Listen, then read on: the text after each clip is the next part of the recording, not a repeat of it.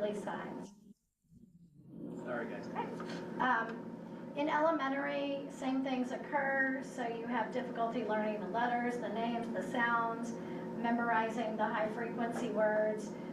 Your reading is choppy and disfluent, and you're typically a poor speller. Sometimes you have reversals or odd letter formations, and then it can also manifest as trouble with recalling names, dates, numbers.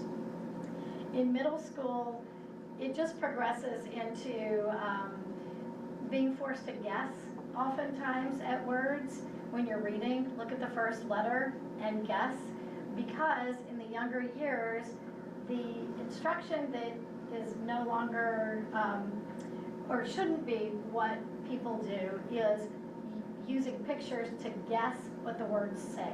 So look at the first letter, B, there's a picture of a ball, you would guess ball. But in actuality, you're just guessing the word. You're not reading it.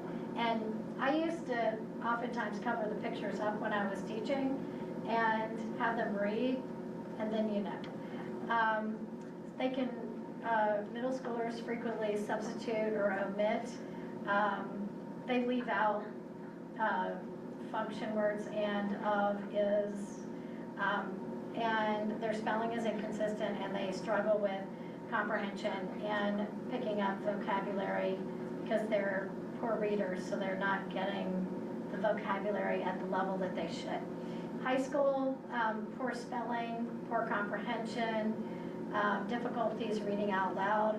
I think we all have stories of, my son was partnered with another kid, and the teacher said, read each other's papers. Well, my kid couldn't read, and he actually was reading his out loud to the other kid, and the teacher came over and said, did you even write this? And he goes, yeah, why? And he goes, because you're not reading it like you wrote it. Because he couldn't even read his own writing. He knew what he would say, but just reading it back was hard. So, and they often get extra time because their reading is slow and often inaccurate, and they have to read it multiple times. In math, it could, word problems are tricky. The language of math is hard, and sometimes they don't recognize when signs change. If they've done, one operation to the next operation and the sign changes, they may not be noticing that. And then, of course, reversals of numbers often is frequent. In social studies and science, if you struggle to read, you're going to have trouble with science and social studies because it's all content.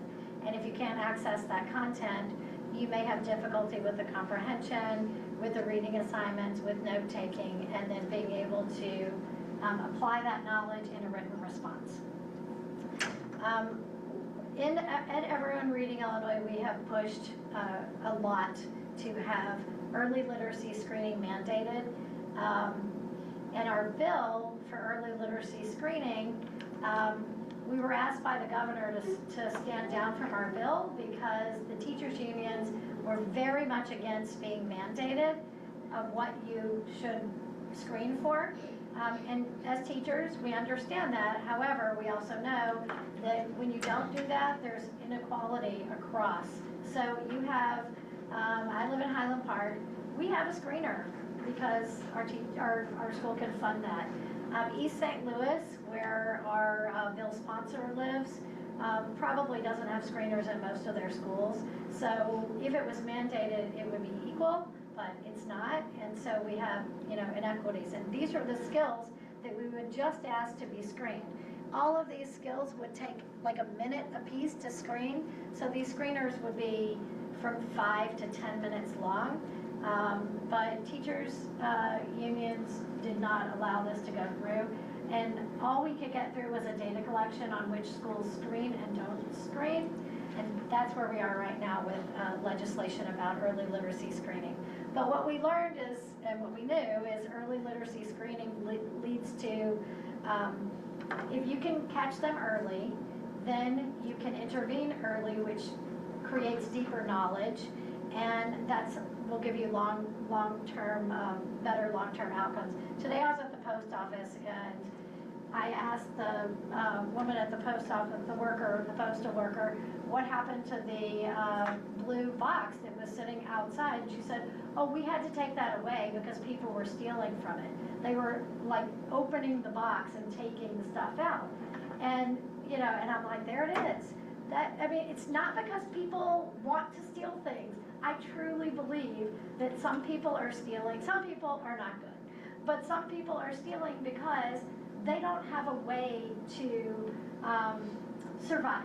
If you can't fill out a job application, how are you going to get a job? If you can't read a pill bottle, how are you going to have good health? And these are the realities of things. Even my own son, and I've told this story many times, we went for his COVID, this is when he was 16, so it's 5 years ago during COVID, when he had to do that checklist of, do you have this, when you get your COVID shot, and he literally was like, I can't fill this out. Like, there's 2 people in line, and like, it's 20 questions. And he was freaking out. And if I wasn't there, he probably would have just left. But I was there, and I'm like, give me the form, I'll fill it out for you. But you got to figure out how to like access these things for yourself. But if you can imagine all the people whose moms aren't there with them, and all the people who are 30, 40, 50, and still don't have that, and are embarrassed to talk about it, and they don't access what they need to. That's better long-term outcomes. That's what we're talking about. So in short, early intervention is critical. There are ways to get the kind of instruction you need. If you were a poor reader by 4th grade and you have not had the right intervention, you will likely remain a poor reader for the rest of your life. And remediation when you're older takes way longer. And so schools would save a lot more money if they intervened early. So librarians, you actually have a lot of pressure because if they're not getting it at school, we're counting on you. And Allison is going to talk a little bit more about what that kind of instruction could look like.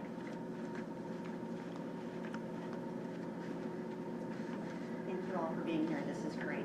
Who here has heard of the science of reading? Fantastic. Okay, so this right here is a visual representation of the science of reading. This was created by Hollis Scarborough. It's called Scarborough's Reading Room, and it was created as a literature review of everything that was then known at the time she did this about how the brain learns to read. So what she did as a reading researcher was took everything that she had read, everything that she could find by doing literature searches in the scholarly journals, and there are about 100 scholarly journals that cover every aspect of reading and learning that pertains to learning to read. She went through all of those journals going back years, and she tried to summarize that actually for a parent group in a way that would be understandable for laymen, and this is what she came up with. It was later printed in a scholarly journal and has become famous. What it says is that we have 2 main factors when we are learning to read that have to both be developed substantially. One is the comprehension of language. So if we don't comprehend oral language, if we decode, if we pull the words off the page and can say them, if we don't understand what those words mean, then we're still not going to be reading properly. We have no effect. We can decode, but we don't know what it means. There's no point.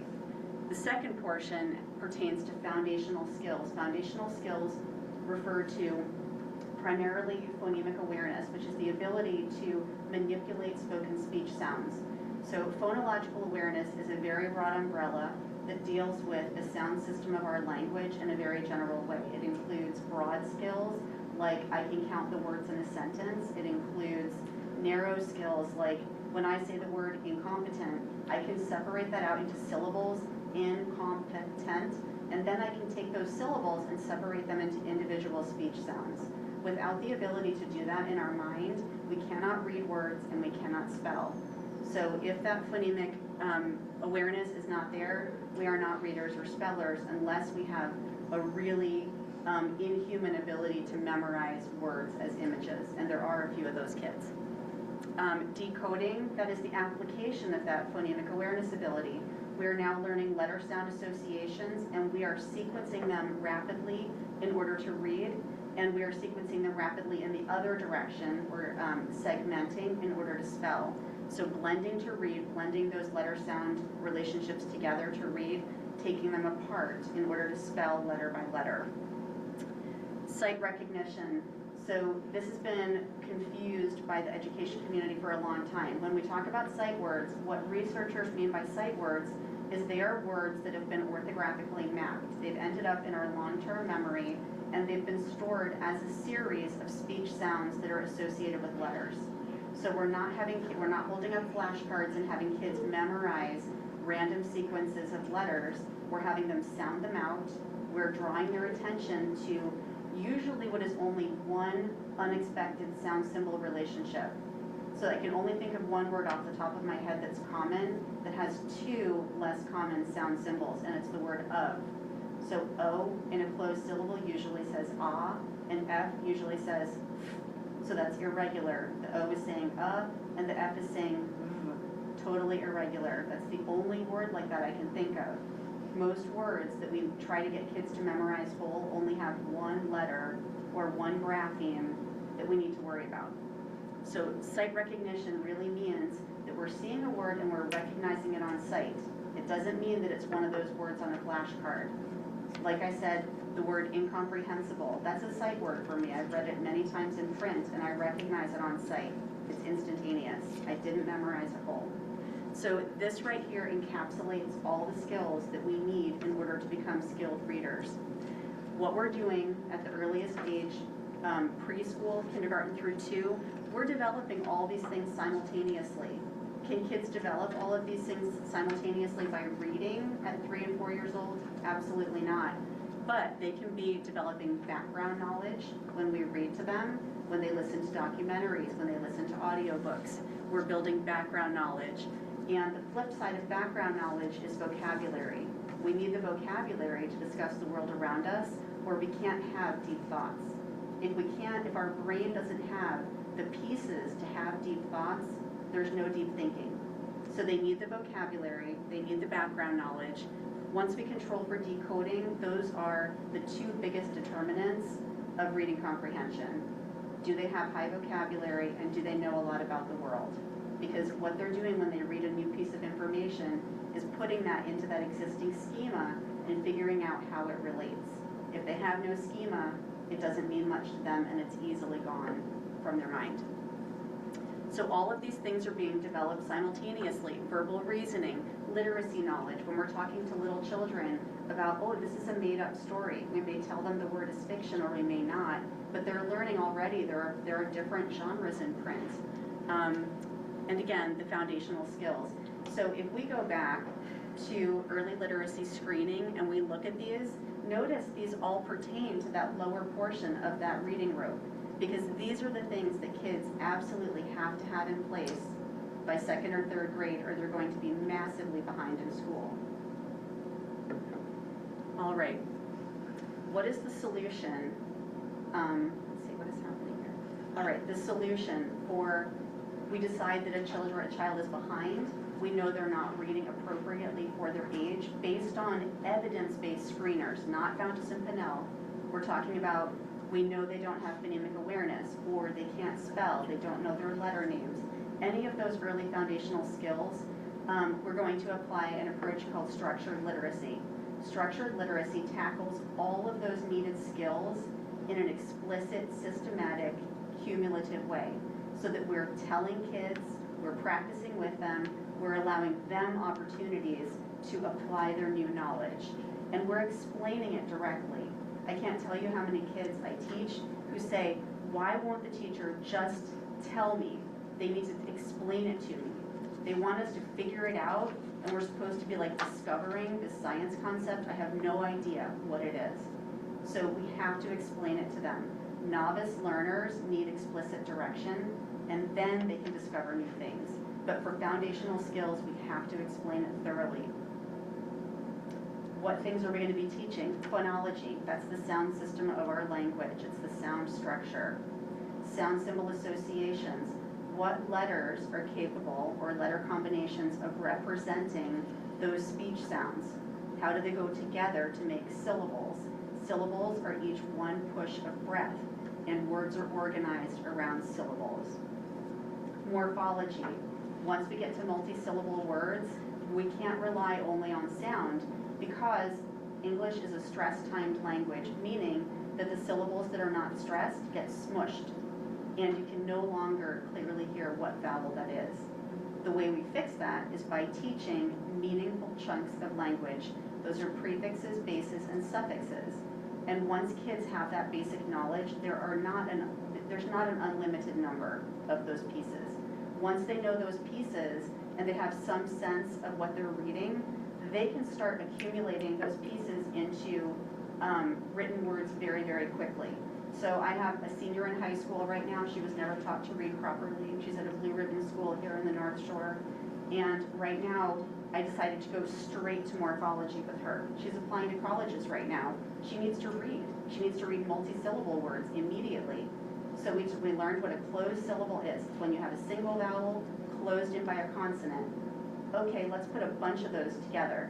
Consistent. Okay, and now she's reading multi-syllable words. So we want to get right to that the older they are. Syntax, word order. Sentences are not, they're not random. There are allowable rules by which we assemble the words in our sentences, and there are allowable rules by which we assemble those sentences into paragraphs. And we have to explicitly teach that. Kids with dyslexia and developmental language disorder, one or the other or both, they don't understand this code. It's Greek to them. We have to tell them, this is the order that you put the words in, and then you have a sentence. If you take this word out, it's not a sentence anymore. And we start with sentence kernels, teaching subject and verb, and then we can add to that, but they have to understand what the main part of a sentence is and how we put them together. And finally, semantics. You know, a lot of people who complain about teaching foundational skills really, really hard in K through 2 say that we're just teaching kids to be word callers. We just want them to say the words and we don't care if they understand what they mean. And nothing could be further from the truth.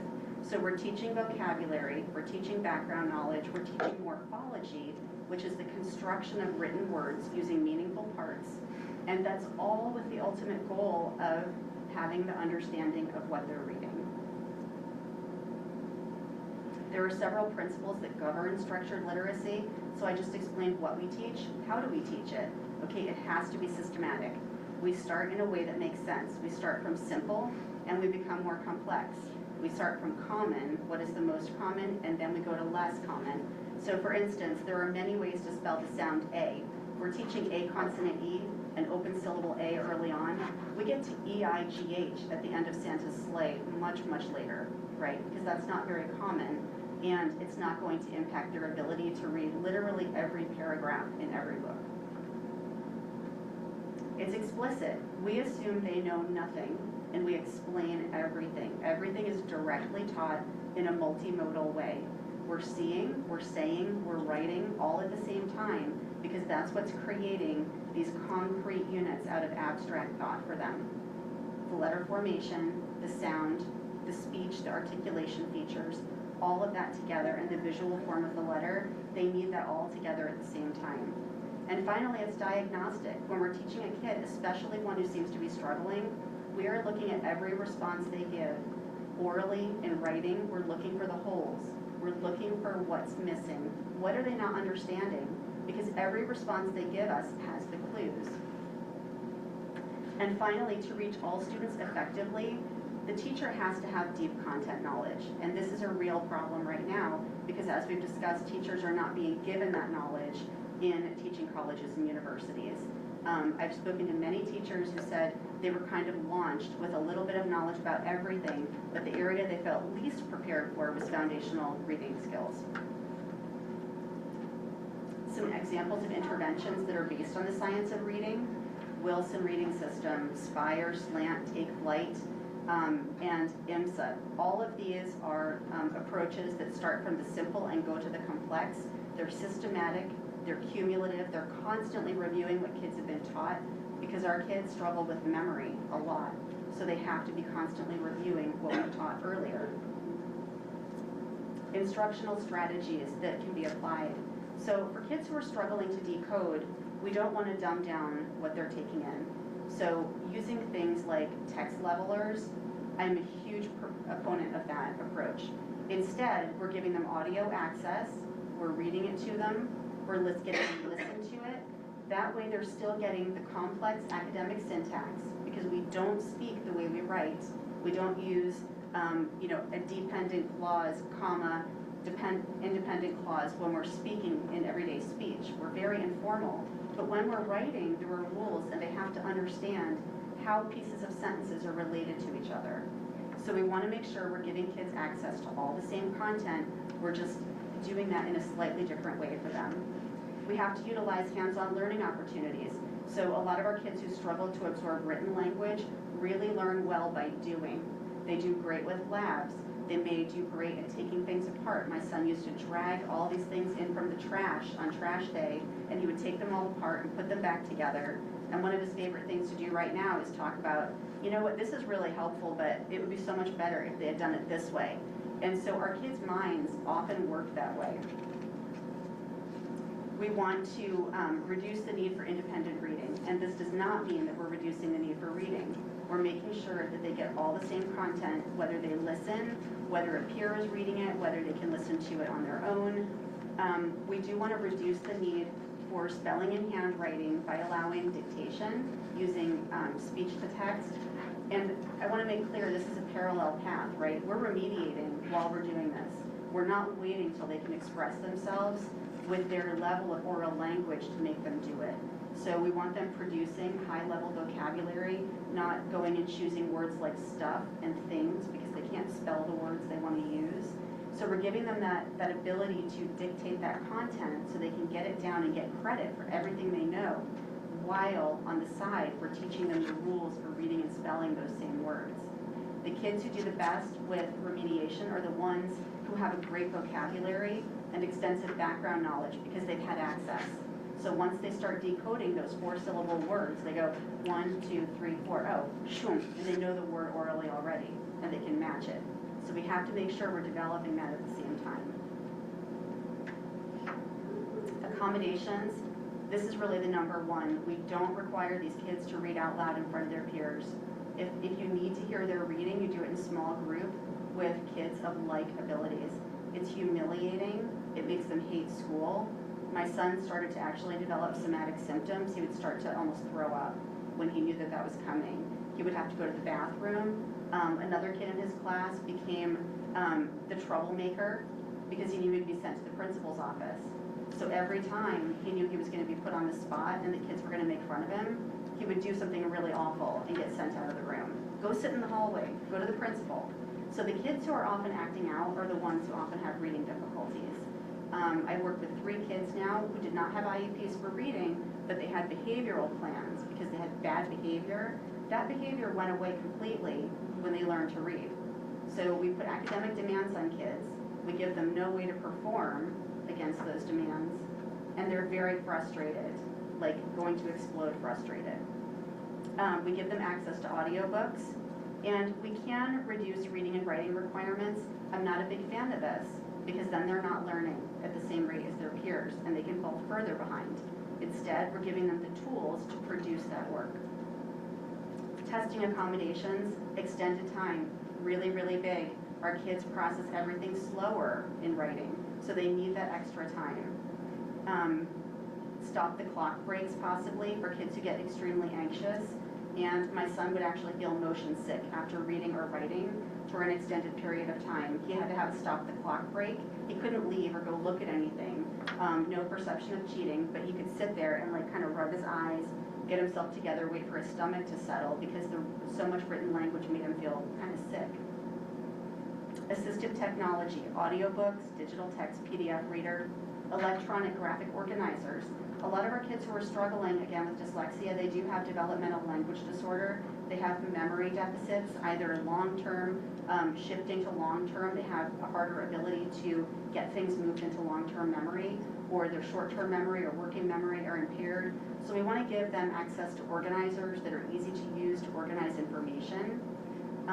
Other electronic tools such as word prediction and tools to interact with digital text, like click on the word, it gives me the definition or pronunciation out loud.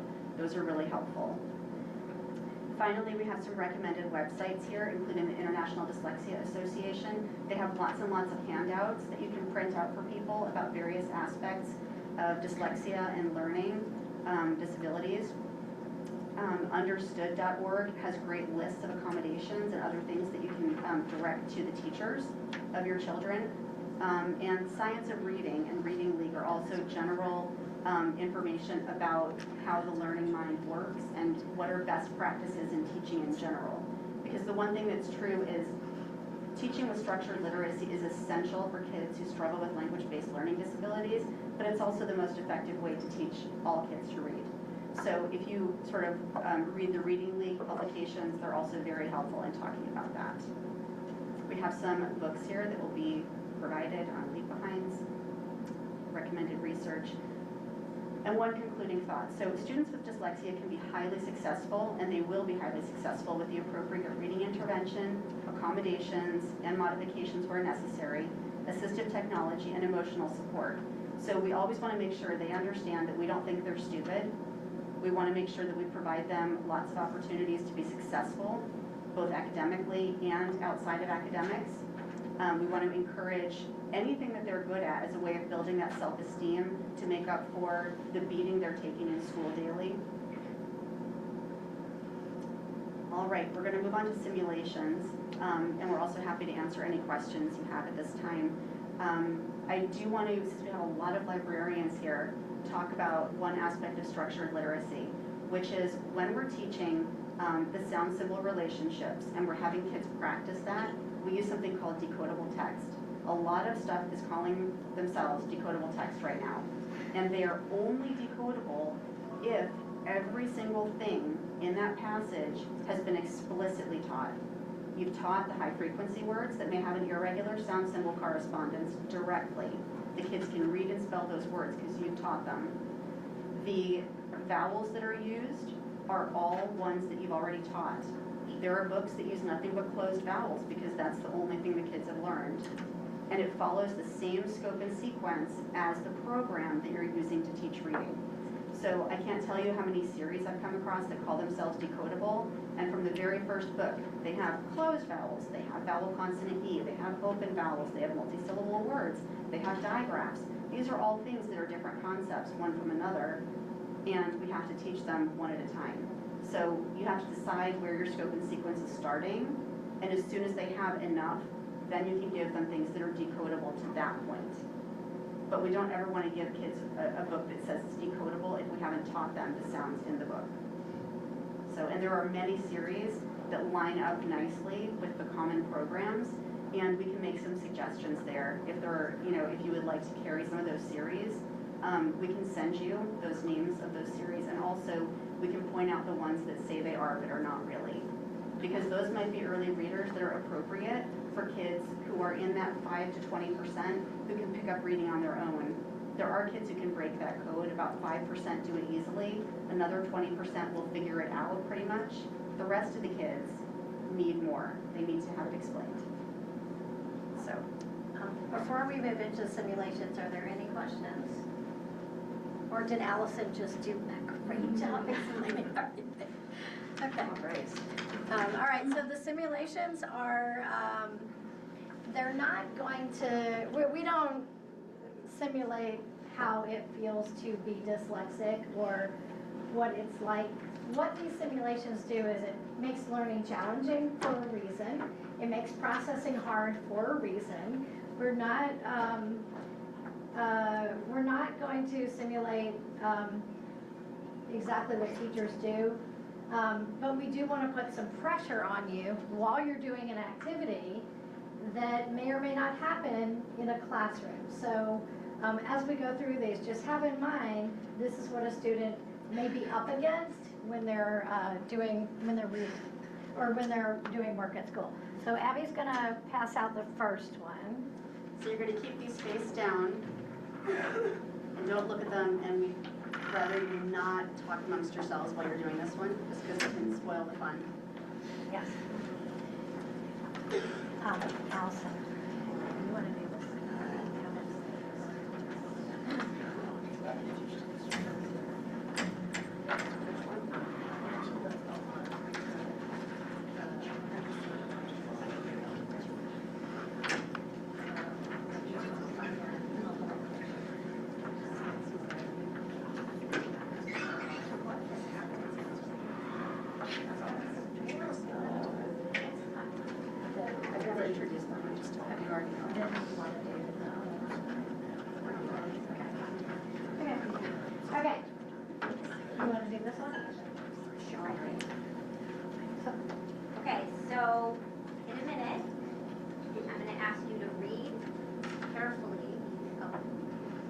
Just flip it over. Go ahead, start. Okay, start. Whatever you think. This is 1 minute, it's gonna be timed so Yeah. quickly. You're We've gonna have been to do doing this these very facts quickly. all week, so you guys You should guys know got these. this. You Just, should do it quickly. Let's see. yep. Then we'll move on to our real lesson. Some of you are gonna be finished, others of you might have to stay in for recess if you're not finished in 1 minute. So